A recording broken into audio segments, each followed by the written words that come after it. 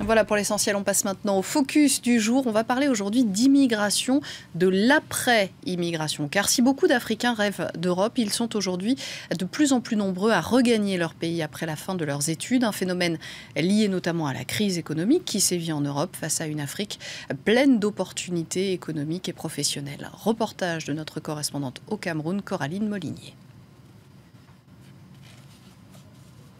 Ils sont de plus en plus nombreux à placer leurs espoirs dans leur pays d'origine. Séduits par les opportunités du continent, les jeunes de la diaspora camerounaise sont de retour. Donc voilà, c'est ici dans ces bureaux que je travaille depuis 3 ans en tant que juriste. Avec un double diplôme en droit et management obtenu à Londres, Alexandra a décidé dès la fin de ses études en 2010 de quitter l'Angleterre pour explorer les possibilités professionnelles dans son pays natal. On était au milieu d'une crise économique. Il n'y avait pas énormément d'opportunités de travail, que ce soit pour les nationaux, les ressortissants européens et encore moins pour les non-européens comme moi. Alors qu'ici, il y a de plus en plus d'opportunités de travail, il y a de plus en plus de PME qui se créent, il y a de plus en plus de multinationales qui viennent s'installer au Cameroun. Et il y a un besoin pour des compétences locales et des opportunités à saisir. Attirés par une croissance annuelle qui gravite autour des 5% et des marchés encore inexploités, les jeunes de la diaspora camerounaise reviennent également avec l'objectif d'investir sur leur propre terre. C'est le cas de Calvin, 29 ans, qui fut l'un des premiers à se lancer dans l'aventure du bio au Cameroun. C'était il y a 8 ans. On avait remarqué qu'il y avait un véritable potentiel au niveau du développement de l'agriculture biologique ici au Cameroun. De par la diversité de climat et la diversité de terres, on peut produire vraiment énormément de choses. Et en agriculture biologique, il y avait un boulevard vraiment bien tracé pour pouvoir s'intégrer sur ce marché. C'est le type d'opportunité qu'on peut avoir vraiment dans beaucoup d'autres domaines au Cameroun. Ananas, fruits de la passion, papaye, Africa Bio exporte aujourd'hui plus de 100 tonnes de fruits frais chaque année à destination du marché européen. Un succès pour ce jeune chef d'entreprise et il ne compte pas s'arrêter là. D'ici quelques semaines, on va lancer une production de jus de fruits bio qui sera exclusivement destinée au marché local. Je pense que c'est vraiment un des rôles fondamentaux de la diaspora de ramener aussi des idées et des concepts nouveaux. C'est important de proposer ce genre de choses sur le marché local pour augmenter le standard qualitatif du pays. Expertise, compétences, idées, la diaspora africaine a beaucoup à apporter au continent. Chaque année, environ 1 millier de jeunes Camerounais formés à l'étranger reviennent s'installer dans leur pays d'origine. Une aventure loin d'être facile. On estime qu'un tiers d'entre eux finissent par abandonner leur projet au bout de quelques mois, déstabilisés par un environnement des affaires trop éloigné de leurs habitudes. Parmi les entrepreneurs de la diaspora comme moi, beaucoup ont été à l'étranger pendant longtemps. On a été habitué à une autre façon de faire du business. Donc c'est un grand défi d'essayer de comprendre la culture locale, de dépasser ces barrières qu'on peut avoir, d'accepter que le pays soit différent et que les choses ne fonctionnent pas de la même manière. Il faut s'adapter pour réussir ici. Cinquenti a réussi son pari d'implanter au Cameroun un système innovant de paiement des factures. C'est grâce à l'aide d'Africa BIB. Cette structure d'accompagnement offre de précieux conseils à des jeunes entrepreneurs trop souvent démunis face au manque d'informations sur les réalités du terrain. Beaucoup de gens de la diaspora veulent rentrer. Ils veulent monter leur entreprise, travailler ici au Cameroun ou dans d'autres pays africains. Mais malheureusement, ils n'ont pas de soutien. Ils n'ont pas les informations de terrain sur les bons projets, les endroits où aller, les partenaires à rencontrer. Chez Africa Business and Information Bank, on essaie de leur fournir ces services. Mais nous pensons que malgré le fait que les gouvernements africains aient compris l'intérêt d'attirer la diaspora, ils doivent faire plus. Il faut se rapprocher de la diaspora, les financer, leur donner toutes les informations pour les convaincre de revenir. D'après la Banque mondiale, plus de 30 millions de citoyens africains vivent en dehors du continent. Mais dans les bars branchés de Douala et Yaoundé, la communauté des jeunes qui ont fait le pari de rentrer ne cesse de s'agrandir, pleine d'ambition pour l'avenir de l'Afrique. Et cela, nous en parlons avec Henri Bernard Solignac, le compte-chef de l'unité Afrique du Centre de développement de l'OCDE. Merci d'être avec nous. C'est un cercle vertueux qui est en train de se mettre en place en Afrique. Ce retour des cerveaux favorise également une croissance toujours plus forte. Alors c'est vrai que la croissance est forte en Afrique. Le reportage le dit, au Cameroun, c'est 5% de croissance à peu près par an.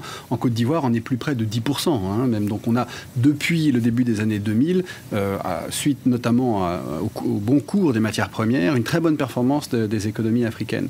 Ces économies ont encore beaucoup besoin de compétences, elles ont besoin de technologies et la diaspora peut en apporter. Mais on l'a vu aussi, un tiers de ceux qui sont venus sont repartis parce que les conditions sont difficiles. On est parvenu sur la genèse de cette croissance africaine. Les matières premières expliquent à elles seules cette croissance que l'on dit comparable à celle de la France pendant les 30 Glorieuses ? Alors, l'Afrique, c'est 54 pays très différents. Mais si on devait généraliser de manière un petit peu abusive, on pourrait dire qu'il y a deux gros moteurs de cette croissance. Le premier, c'est les matières premières. Et ça veut dire que c'est ce qu'on voit beaucoup dans les chiffres de croissance impressionnants de l'Afrique.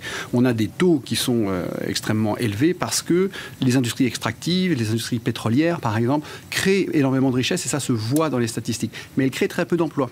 Total, par exemple, en Afrique, dans tous les pays d'Afrique, n'emploie que 10 000 personnes en tout. C'est rien du tout. L'autre moteur de la croissance, c'est la croissance démographique. On a officiellement aujourd'hui un peu plus d'1 milliard d'habitants en Afrique. En 2050, ils seront plus de 2 milliards, c'est sûr. Donc on a des taux de croissance démographique de 2 à 3% par an. Tous ces gens-là, il faut les nourrir, il faut les vêtir, il faut les équiper, il faut les transporter. Et on l'a vu dans le deuxième exemple de votre reportage, c'est là une des sources très importantes de la croissance actuelle. Et c'est ça, à mon avis, qui est le moteur le plus pérenne. Aujourd'hui, on voit les cours du pétrole baisser. On sait que ça va avoir un effet très important sur les pays exportateurs de pétrole, notamment. En revanche, la croissance démographique, elle va continuer. Donc c'est les marchés locaux qui, à mon sens, sont véritablement le moteur porteur pour les années à venir. Alors vous le disiez, ça crée finalement peu d'emplois. Dans ce reportage, on parle beaucoup de cerveau, c'est-à-dire de gens plutôt éduqués, qui ont fait des études supérieures en Europe.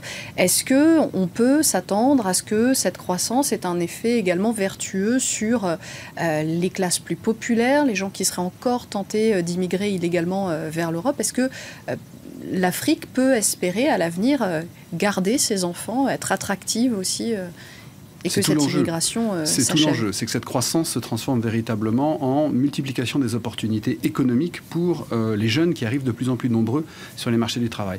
Or, le gros problème aujourd'hui, c'est que cette croissance, je le disais, elle est concentrée beaucoup dans des secteurs très capitalistiques qui créent peu d'emplois, mais beaucoup d'effets visibles sur les statistiques. La réalité, c'est que la grande majorité des gens dans les pays comme celui de votre reportage, le Cameroun, continuent à travailler dans ce qu'on appelle le secteur informel, le secteur non structuré, c'est-à-dire des entreprises qui ne sont pas des entreprises modernes, sont des emplois que vous et moi, on n'appellerait pas un emploi décent. Et c'est là que, parfois, 60, 70, 80% des gens trouvent un travail aujourd'hui et le trouveront demain. Ce qu'il faut aujourd'hui, c'est favoriser l'éclosion entre ce secteur informel d'un côté et les grandes multinationales extractives de l'autre, de PME modernes, comme celles qu'on a vues au début de votre reportage, qui aujourd'hui encore ont beaucoup trop de mal à se faire une place dans le tissu économique local.